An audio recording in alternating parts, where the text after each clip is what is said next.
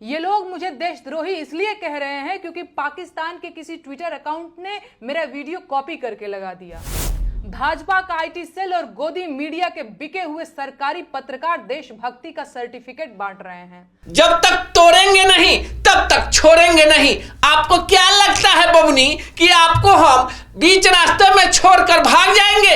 अरे भाई, आपको देश के प्रधानमंत्री, देश के दिल्ली में बैठी हुई सत्ता, गृह मंत्री और किसी से व्यक्तिगत खुन्नस है निकालिए, पर उस वक्त नहीं जब किसी के घर में मातम है और आप शादी का गीत गा रही हैं, तो आप पर कोई फूल तो नहीं बरसाएगा, बल्कि वो बरसाएगा जिसकी आप हकदार हैं। मेरा नाम अनूप नारायण सिंह है, आप सच टॉक्स को देख रहे हैं। आपको लग रहा होगा कि इस देश विरोधी ताकतों के सबसे बड़े चेहरे नेहा सिंह राठौर पर क्यों हम लगातार बोल रहे हैं। हम एक ऐसे देश में रहते हैं जो धर्मनिरपेक्ष है, जहां अभिव्यक्ति की आजादी है, पर अभिव्यक्ति की आजादी का मतलब नहीं होता कि आप बैठकर ऐसे वक्त में देश को, देश की सत्ता को और उस व्यवस्था को कोसिए जब वो व्यवस्था एकजुट होकर देश की जनता के लिए आतंकियों और देश विरोधी ताकतों की दवाई करने में लगा हुआ है। पर देखिए, बबुनी का छने छने रूप रंग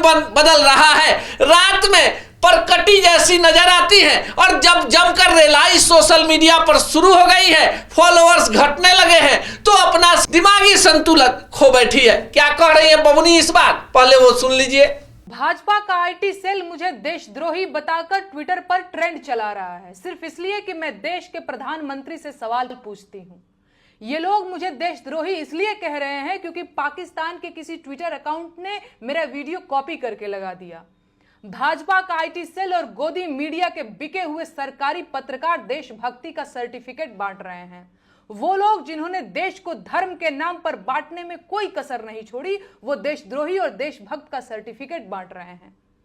मैंने आज तक कभी नहीं बताया, कहना जरूरी नहीं समझा, लेकिन आज जब बात मेरी देशभक्ति पर आ गई है तो जान लीजिए, मेरे परिवार और खानदान के कुल मिलाकर 14 लोग भारतीय सेना और अर्धसैनिक बलों में अपनी जान दांव पर लगा चुके हैं।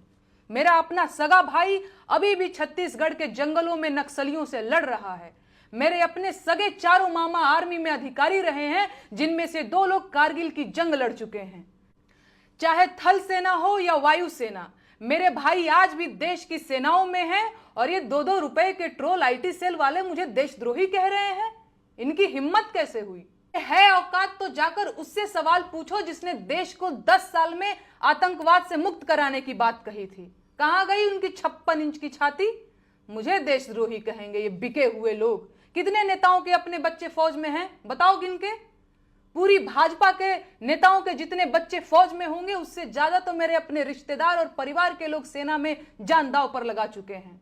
अरे आज मैं कहूंगी कि देश का मेन स्ट्रीम मीडिया देश का गद्दार है, क्योंकि उसने कभी सरकार से सवाल नहीं पूछा और सरकार को मनमानी करने दी।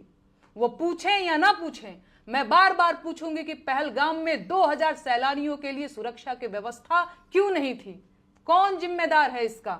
आतंकी हमले के बाद बिहार में रैली करना इतना जरूरी था? भाजपा का आईटी सेल देश का गद्दार है, क्योंकि उसने देश को हिंदू मुसलमान में बांटने की कोशिश की।